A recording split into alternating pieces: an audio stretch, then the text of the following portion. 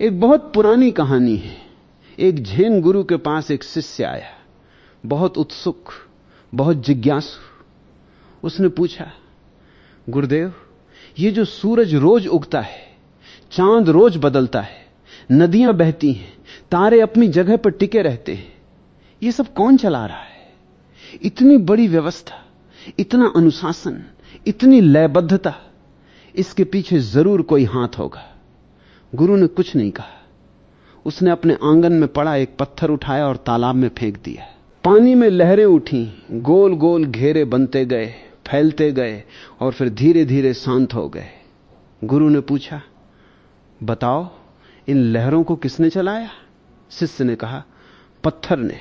गुरु हंसा, बोला, पत्थर तो बस गिरा, लहरें तो पानी का अपना स्वभाव है। पानी को धक्का लगा और पानी ने वही किया जो पानी का स्वभाव है, वो लहरा उठा। किसी ने लहरों को नहीं चलाया, लहरें होना ही पानी की प्रकृति है। यही वो जगह है जहां से हमें शुरू करना है। तुम पूछते हो, ब्रह्मांड को कौन चला रहा है? यह सवाल बहुत मासूम लगता है, लेकिन इसके भीतर एक बहुत गहरी भूल छिपी हुई है। और वो भूल यह है कि तुम मानकर चलते हो कि ब्रह्मांड एक मशीन है और मशीन को कोई चलाने वाला चाहिए। जैसे कार को ड्राइवर चाहिए, जैसे फैक्ट्री को मैनेजर चाहिए, वैसे ही ब्रह्मांड को भी कोई संचालक चाहिए। यह सोच बहुत मानवीय है, लेकिन बहुत सीमित भी। यह आदमी की अपनी मानसिकता का प्रक्षेपण है। आदमी खुद एक नियंत्रक है, एक कंट्रोलर है। वो हर चीज को चलाना चाहता है, नियंत्रित करना चाहता है।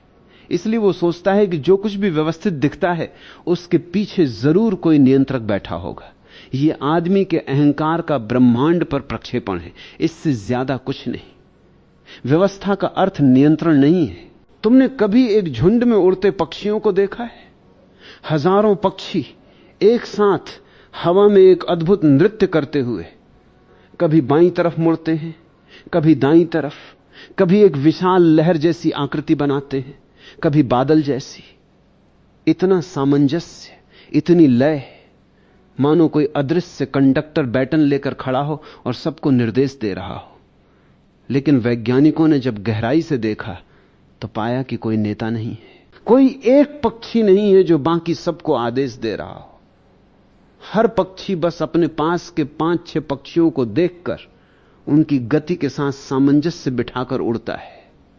और इस छोटे से नियम से, बिना किसी केंद्रीय नियंत्रण के, वो पूरा विशाल, जटिल, सुंदर नृत्य पैदा होता है। यह बात समझ लो। व्यवस्था होने के लिए यह जरूरी नहीं कि कोई ऊपर बैठकर आदेश दे रहा हो। व्यवस्था खुद ब खुद स्वतः स्फूर्त रूप से भी पैदा हो सकती है, जब हर हिस्सा अपने स्वभाव के अनुसार अपने पड़ोसी के साथ तालमेल बिठाकर चलता है। इसे विज्ञान की भाषा में इमर्जेंस कहते हैं। जटिलता का सहज उभार बिना किसी बाहरी योजनाकार के। लाओ त्सु ने इसी बात को हजारों साल पहले कहा था। ताओ कुछ नहीं करता, फिर भी कुछ अनकिया नहीं रह जाता। यह वाक्य पहली बार सुनने में विरोधाभासी लगता है। कुछ नहीं करता और फिर भी सब कुछ हो जाता है, लेकिन यही तो पूरे अस्तित्व का रहस्य है। ईश्वर नाम का मैनेजर मनुष्य ने जब पहली बार आकाश की तरफ देखा, बिजली कड़कती देखी, तूफान आते देखे, फसलें उगती देखी, बच्चे पैदा होते देखे, तो उसके भीतर डर भी था और विस्मय भी। और डर और विस्मय दोनों मिलकर एक सवाल पैदा करते हैं, इसके पीछे कौन है? यह सवाल बड़ा स्वाभाविक है, क्योंकि आदमी खुद एक करता है। जब वो कोई घर बनाता है तो पीछे एक कारीगर होता है, जब कोई बर्तन बनता है तो पीछे एक कुम्हार होता है। तो आदमी ने सोचा, जब इतना बड़ा ब्रह्मांड बना है तो पीछे जरूर कोई महाकुम्हार होगा, कोई महाकारीगर, कोई ईश्वर जो इस पूरी फैक्ट्री का मैनेजर है, जो रोज सुबह सूरज को उगने का ऑर्डर देता है, जो हर पत्ते को हिलने का हुक्म देता है। यह बहुत बचकानी धारणा है मित्रों, हालांकि इसे बड़े गंभीर धर्मशास्त्रों में लपेटकर पेश किया जाता है। यह धारणा आदमी को सांत्वना तो देती है, क्योंकि अगर कोई मैनेजर है, कोई नियंत्रक है, तो कम से कम अराजकता का डर नहीं रहता। लगता है कोई है जो सब संभाल रहा है, हमें बस उसकी मर्जी माननी है। लेकिन यह सांत्वना सच्चाई नहीं है। यह एक मनोवैज्ञानिक जरूरत की पूर्ति है, अस्तित्व की खोज नहीं। असली धार्मिकता वहां से शुरू होती है जहां तुम इस सांत्वना को छोड़ने की हिम्मत करते हो, जहां तुम कहते हो मुझे सांत्वना नहीं चाहिए, मुझे सत्य चाहिए, चाहे वो कितना भी असुविधाजनक क्यों ना हो। लेकिन तब क्या अराजकता है। अब यहां लोग तुरंत घबरा जाते हैं। वे सोचते हैं अगर कोई नियंत्रक नहीं है तो फिर तो सब कुछ अराजक हो जाएगा, अंधाधुंध हो जाएगा। यह डर भी उसी पुरानी मानसिकता से आता है, नियंत्रण बनाम अराजकता। लेकिन यह द्वैत ही झूठा है। तुम्हारे शरीर को देखो, तुम्हारा दिल धड़क रहा है, तुमने उसे धड़कने का आदेश नहीं दिया।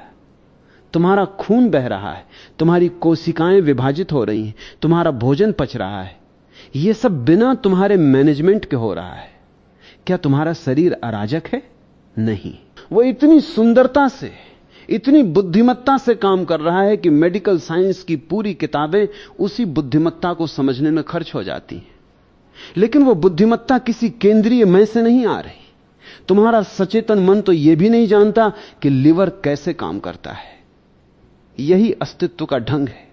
यह न तो अराजक है, न ही नियंत्रित है, यह स्वतः स्फूर्त रूप से व्यवस्थित है। इसके लिए संस्कृत में एक सुंदर शब्द है, स्वयंभू, जो अपने आप से है, अपने आप में है, अपने आप को चला रहा है। किसी बाहरी कर्ता की जरूरत नहीं। बुद्ध ने भी इसी बात को अलग ढंग से कहा। उन्होंने कहा प्रतीत्य समुत्पाद। हर चीज पर निर्भर करके पैदा होती है। कोई पहला कारण नहीं, कोई अंतिम नियंत्रक नहीं, बस एक अनंत जाल है जिसमें हर धागा हर दूसरे धागे को छूता है और उस स्पर्श से ही सब कुछ घटित होता है। नदी अपने आप बहती है। मैं तुम्हें एक और दृष्टांत देना चाहता हूं। एक नदी को देखो, वो पहाड़ों से निकलती है, मैदानों से गुजरती है, हजारों मोड़ लेती है, कभी तेज बहती है, कभी धीमी, कभी शांत गहरे कुंड बनाती है, कभी झरनों में गिरती है और अंततः सागर में जा मिलती है। क्या नदी को कोई चला रहा है? कोई ड्राइवर बैठा है नदी के भीतर जो उसे रास्ता दिखा रहा है? नहीं। नदी बस गुरुत्वाकर्षण के साथ, जमीन की ढलान के साथ, पानी की अपनी प्रकृति के साथ बहती चली जाती है। वो बहाव ही उसका अस्तित्व है। कोई नदी और बहाव अलग अलग नहीं है, नदी है ही बहाव। ठीक वैसे ही अस्तित्व और चलना अलग अलग नहीं है। तुम पूछते हो ब्रह्मांड को कौन चला रहा है? जैसे ब्रह्मांड एक स्थिर चीज हो और उसके ऊपर कोई चलाना नाम की क्रिया थोपी जा रही हो। लेकिन सच यह है कि ब्रह्मांड चलना ही है। अस्तित्व एक संज्ञा नहीं है, एक क्रिया है। यह है नहीं, हो रहा है। अंग्रेजी में कहें तो यह बीइंग नहीं, बिकमिंग है। यह हर क्षण घटित हो रहा है, नया नया, ताजा ताजा। जब तुम कहते हो कौन चला रहा है, तुम एक कर्ता खोज रहे हो। जैसे भाषा में हर क्रिया के लिए एक कर्ता चाहिए होता है। बारिश हो रही है, कहते ही मन पूछता है कौन बारिश करा रहा है, जबकि बारिश बस हो रही है, इसमें कोई अलग करने वाला नहीं है। भाषा हमें धोखा देती है। भाषा का व्याकरण ही हमें यह सोचने पर मजबूर करता है कि हर क्रिया के पीछे एक कर्ता होना चाहिए। लेकिन अस्तित्व भाषा के व्याकरण का पालन करने के लिए बाध्य नहीं है। विज्ञान और रहस्य। अब कोई कहेगा ठीक है, ईश्वर न सही, लेकिन तो फिर भौतिकी के नियम कौन बनाता है? गुरुत्वाकर्षण का नियम, ऊर्जा के संरक्षण का नियम, यह सब किसने तय किया? यह सवाल भी उसी पुरानी आदत से आता है। तुम मान लेते हो कि नियम का मतलब है कि कोई नियम बनाने वाला होना चाहिए, जैसे इंसानी समाज में संसद कानून बनाती है। लेकिन प्रकृति के नियम कानून नहीं है, वे तो बस पैटर्न हैं। यह देखा गया है कि चीजें एक खास ढंग से व्यवहार करती हैं और हमने उस व्यवहार को नाम दे दिया नियम। पानी हमेशा नीचे की ओर बहता है। इसका मतलब यह नहीं कि किसी ने पानी को हुक्म दिया है कि नीचे बहो। यह तो पानी और गुरुत्वाकर्षण के आपसी स्वभाव का सहज परिणाम है। आइंस्टीन ने कभी कहा था कि जो चीज उन्हें सबसे ज्यादा चकित करती है वो यह है कि ब्रह्मांड समझ में आने योग्य है। यह इनकंप्रिहेंसिबल होना चाहिए था, लेकिन कंप्रिहेंसिबल है। यह एक गहरा रहस्य है, लेकिन रहस्य को स्वीकार करना और रहस्य को एक काल्पनिक मैनेजर के हवाले कर देना, ये दो बिल्कुल अलग बातें हैं। पहला विनम्रता है, दूसरा पलायन है। मैं तुमसे कहता हूं रहस्य को रहस्य ही रहने दो। उसे किसी नाम में, किसी रूप में, किसी सिंहासन पर बिठाकर बंद मत करो। जिस दिन तुम कहते हो ईश्वर चला रहा है, उसी दिन तुमने रहस्य को मार डाला, उसे एक उत्तर में बदल दिया, और उत्तर के साथ जिज्ञासा भी मर जाती है।